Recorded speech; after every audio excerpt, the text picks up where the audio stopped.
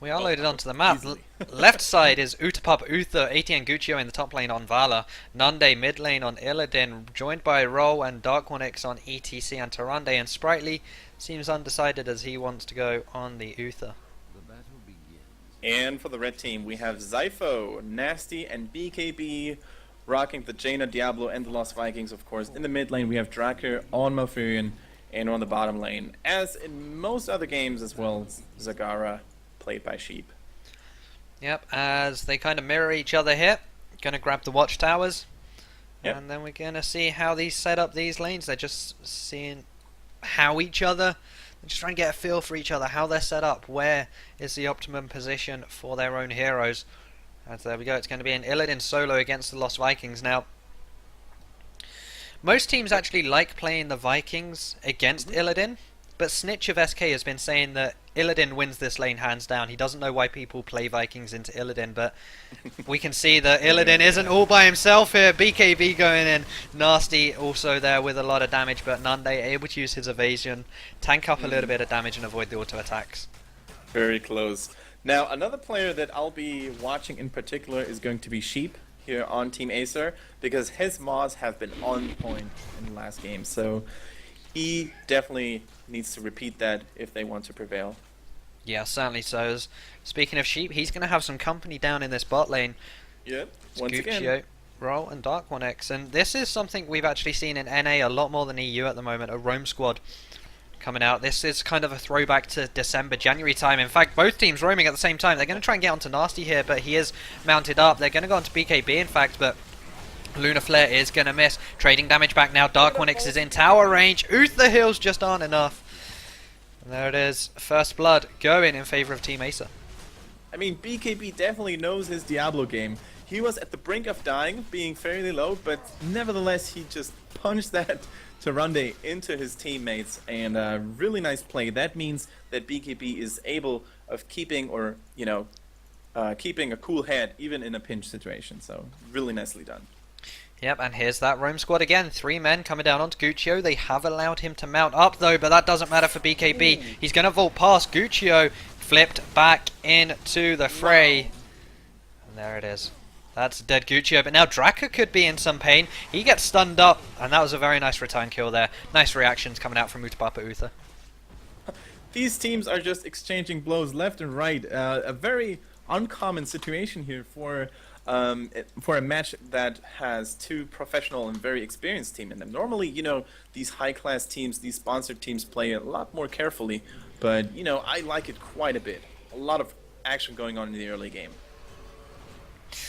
Yep, and speaking of action, it's a 2-minute 36 tribute coming out. Roll is getting zoned away by BKB, as is Guccio, and they're going to really need to try and do something, and this is it. Guccio hooked in, tried to get bursted down, but they do get the return stun onto Nasty. They are 3 versus 4 down here, as Uther is now going to join them from behind, going to try and interrupt BKB, does so. But this healing ward is just going to keep everyone sustained up. They need to interrupt BKB again, but they just can't, as Team Acer grab this first tribute. It wouldn't have actually surprised me if Team Acer would have dragged out or dragged on this fight for the tribute a little longer, because they had the upper hand here when it comes to soaking XP, you know, with the Vikings being present in the mid and top lane. So it actually surprised me that they took the tribute right away. Yeah, I mean, they definitely could have had an advantage of XP a lot greater than what they have now. In fact, it's minimal. It's even non-existent, some would say, because both teams are so even on the XP. Even if it's 2 for 1 kills, Vikings have been soaking so much, as now they're going to regroup in this top lane. Eric moving up here, try and deal with Illidan, and this is what Nande wants. He can now maybe try and go in here, get a few kills, and swing the XP back in his team's favor. Exactly. In the meantime, Team Acer here with the mercenary camps on the bottom side of the lane, of the map, pardon me. Very nicely done. It's always good to have those timings, you know, in your head when the next tribute is going to spawn, which is going to be very soon. There we go. So you want to have those mercenaries running and roaming on the lane while the tribute is up. Is this Acer getting a little bit zealous again here? We saw it on Blackheart's base. Sprightly getting snared up. Guccio having to tumble away. Nasty is going to be his target here in a 1 versus 1. The searing attacks are coming in. They just hit level 7. Uther, the new form, just healing Guccio up. It's a 2 for 1 trade right now in favor of Utepapa Uther. Now Zypher's Eric is joining the team, and you've got to think that they'll be able to push this advantage, try and grab the tribute here as well. And we've been talking about this, Haas, haven't we? About Yeah. learning from your mistakes, and we actually, you know, we gave credit to Team Acer for not making the same mistake again, but it looks like it only lasts for the previous game, because now they overextended once again. They were a little bit too overzealous at the enemy mercenary camp, so I don't know about that. Is it worth it? They traded 2-for-1 kills in that engage. They took away the hard camp, and they got the tribute, Team Acer. Was it worth? That's a fair point. I mean, we're going to see if it's worth over the next couple of minutes, but in return they lost one of the Lost Vikings on the top lane. So, I mean, at the moment I would say it was worth it, but they should not repeat that mistake later on in the game. It could have easily swung in the other direction. Exactly. So, 5.5 minutes in, both teams level 8. We now see Acer take their own bruiser camp, their own hard camp, as Sheep is doing what Zagara does best and push this bot lane out. Yeah, and rightfully so. I mean, chances that the next tribute is going to spawn on top lane are fairly high, and there we go. Yeah, they should really try to push out that bottom lane really hard. I mean, the fort hasn't been touched yet, but if Zagara stays on bottom lane, and she could actually do that. I mean, they could easily let Utepapa Uther take one tribute, wouldn't be the end of the world, and instead push bottom lane. But it looks like they seek the engagement. Yep, they do, as it's BKB taking the attention again. Dark Onyx actually grabs the tribute there, so they can just happily back out of this one if they don't want to fight, and that's exactly what they're going to do. Nice play there from Utepapa Uther. There we go. Now basically Sheep didn't accomplish anything. I mean, you should have just remained on the bottom lane and pushed that forward in. You could have easily done, or brought it down to 50%, maybe even killed it. So, yeah. The panic mule coming down here in the mid lane. There you go. Now Team Acer has reached level 10. They do have an upper hand, at least for the next couple of seconds.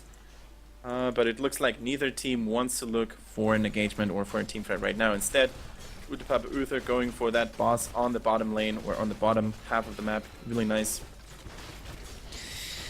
Yep, this is a good response here, but look at this. Acer are coming down, and Sprightly is leading them straight here. What are you doing, Sprightly? They're trying to burst it down. BKB's going in. This is a great position for an Apocalypse. They've just hit level 10. They're going to take these panic ults. 2-man more. That's a very nice snare from the Golem, though, doing its work. Starfall into Metamorphosis. There's the Divine Shield onto a roll. The Mosh Pit. What a great combo coming out. 4-man Mosh Pit, and look at that. Draken now getting taken down. This is paradise for Nunde right here. Now turning his attention to Zypher, having to back away for the time being. They could turn and engage, but wow. Divine Shield into Mosh Pit with Starfall on top. Metamorphosis. What more could you wish for?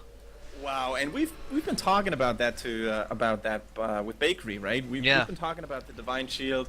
He thought it wasn't worth it, but we have seen what it is able to do. I mean, on the Illidan, he can just wreak havoc, and I was a little worried at first when the Uther just led them right to the spot where they were doing the boss. Yeah. But it looks like they turned it around really nicely, and there we go, another Viking dead. Yep, as this boss did get 2 towers down in this bot lane here, as the team themselves of Utepapa Uther are pushing down this mid lane. They also got a few towers, but they now could, in theory, turn their attention to the enemy's boss. Yeah, exactly. I mean, there's no reason why Utepapa Uther could not contest it. The only reason they couldn't, I guess, would be the 50-second cooldown on Mosh Pit. But it seems like they're just happy to take their hard camp, try and get a kill on Olaf down in this bot lane. They know, or at least have a rough idea, where the enemy are, but Acer are going to have to turn straight back away from the boss as the tribute is in the bot lane, and the next one decides who gets a extremely strong push off. Neither of the team can afford to just avoid this tribute. They all want to get the curse going, and even like Zypho gets all the Vikings assembled near the tribute, so definitely what he has to do, and we're going to see who's going to get it. Yep, so with this is going to be a turning point in the game, I think. Yeah, Roll looking to get in here, but can't really do too much just yet. It is 7v5, because of course the Vikings. All cooldowns are off except for Mosh Pit, which is coming up in 5. Like, he kept his one Viking there to Is this what they're looking for? Divine Shield hasn't actually come out yet. They're not going to go for the interrupt. There's nothing they can. It went on to Nunde instead. The strafe doing damage. Nunde now falls. 4-man more. 4-man more. Nunde's all by himself. Great metamorphosis. Try and get some health back. Evasion coming out as well. But the more into Apocalypse was a great CC chain. And it's now just Nunde left all by himself with Uther heals. It started off so well. And then came the Maw. And then came the more. 4-man more. Really great from Sheep. That's what you highlighted earlier. I mean, Zypho played it also really well. I don't know if you saw that, Haas, but he kept Eric on the other side of his team to actually deny the ETC player to walk in and stun a couple of people. That was such good positioning here by Zypho. I can't stress that enough. Really well done also by Sheep, though. That 4-man Mon surely, you know, swung the team fight in their favor. Oh, yeah. And then that into an Apocalypse. Wow.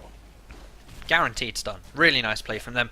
As now they have this talent advantage, they're going up to the boss. They've just got one fort down bot. They're probably going to get a second up here top. Zypher's going to be in a little bit of trouble there from ETC, but now it's going to be BKB. In fact, engaging on Stargonix, who's actually taken sprint. This was something I was questioning. With Divine Shield, yep. Would they have taken sprint at 13? Are there any other better options? As now they're going to try and go in onto BKB here. Strafe coming out. Divine Shield being used to get Tyrande out of there. That is 2 heroics down there, I think. As now nothing was really gained. I mean, is that where Benediction's taken, I think? But BKB will continue this conversation after BKB finds a kill. Ro is now the man here, having to fall back from this one. Uther just doing his best to heal his team up. The Tranquility coming in as well to do the same for Acer. 2-man more here, as it's going to be an Apocalypse. Little bit too early, in fact, but it doesn't matter. It didn't really matter. No. Another wonderful execution here by Team Acer. I mean, they could afford to just play it very patiently, because at the same time, bottom lane was pushing like crazy, so they had all the odds in their favor at the moment. And I was about to say earlier that you can see the class that Utepapa Uther do have, because whenever they lost a team fight, Acer couldn't really do much, right? But now this is actually like the opposite is the case, right? Now they got a huge boon in their favor, killing the keep in the middle lane. Really awesome to see how Team Acer has won these last couple of team fights. Perfect synergy, perfect execution, good shot calling. That's what you want to see. Yeah, and there it is. They're now turning their attention to the boss, as this is going to go down pretty quickly. Darkia getting snared up a little bit. Eric will fall. It's a little bit of bonus XP here. Every cloud has a silver lining and all, and they're going to go grab their own boss now as well, our Utepapa Uther. And that's actually really nice for Utepapa Uther to get that bottom boss, because all too often do we see on Cursed Hollow that one team who has the upper hand actually takes the enemy into a golden pincer, you know, taking the upper one, then moving straight on to the lower one, and it's so hard as a defending team to actually compensate that. Yeah, as now it's going to be a war of bosses, of course. Aces has a much easier job, as there is no fort there. It's just going to go straight onto these keep towers, as it should fall pretty quickly. I mean, they've got a Hunter's Mark there, they've got Illidan, they've got ETC with quite a bit of damage output. It's already below half health, and the same can be said for the boss that's pushing this bot lane. It certainly won't get the fort, it's just more to stop Acer grabbing it.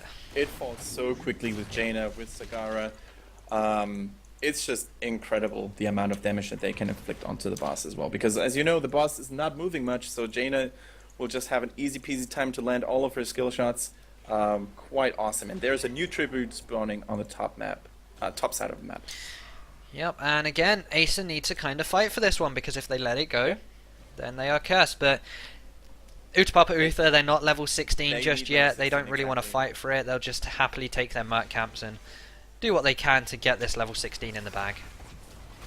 Now, speaking of level 16, let's take a look at Acer's level 16 talents here. We do have Imposing Presence against a Vala and an Illidan. I think that's a perfect choice. BKB going in onto Nunde. That's a very well timed metamorphosis just to make sure he survives. And they're going to give the hard camp away to Zypher. He's just walked in here with Eric. Oh my goodness. Look at that boss little Viking. Look at that Viking ship as well in there. It's just putting so much damage down. Sprightly having to use the shield onto himself. Roll will be the first to fall. More into Apocalypse again here. And man, Acer really showing us what they are made of, as now 5 versus 2. They can just push for the end here. BKB going to be tanking up this core, and he's looking to get this game over and done with. And I am so in love with this perfect Diablo-Sagara synergy, because Diablo and Sagara are pretty much champions or heroes that haven't been touched too much over the last couple of months. And in theory, we could have seen this combo a lot earlier, but Team Acer is playing this almost perfectly. And I haven't seen such a wonderful Maw into Apocalypse combo in a long time. Yeah, I have to completely agree with you on that one. And Acer really knew exactly what they were doing with their composition. Question is, in the later rounds, will teams actually let them get Jaina, or will people wise up to its power as a DPS? But even so, I don't even think it was Jaina in that. It was just straight up the Zagara and Diablo doing so much work. Yeah, and I mean, the more they progress in the tournament, the more likely they're going to face people or teams that have actually scrimmed against them, potentially. Yeah. So, and even if they haven't scrimmed against them by now, it should be a common fact that Acer really likes their Jaina and even likes their Sagara Diablo comps, because BKB on the Diablo is just a force to be reckoned with. He played it absolutely flawlessly, didn't die a single time in this game. We're actually going to see if Team Acer will have such an easy time with their team comp in the next game as well, because they will be facing either Yard Team or Pushik Team. Yeah. Two very strong Eastern European teams here. Yeah, certainly so. I mean, they're both, as you said, strong teams. Yard Team had their time at the top. Pushek Team are kind of on the fence about just breaking into that top 8. Yeah, exactly. That top, yeah, those top 8 teams, those top 10 teams, and they're currently in the round of 16. And if they do move on, then they face Acer in the round of 8. So, guys, we're going to take a quick break. Thank you to More TV Heroes for hosting the channel. Thank you very much, buddies. Very much. And, guys, we'll see you on the other side as per usual, and we'll keep you updated as to what game we're going to cover next. See you in a bit. See you in a bit. Thanks for watching.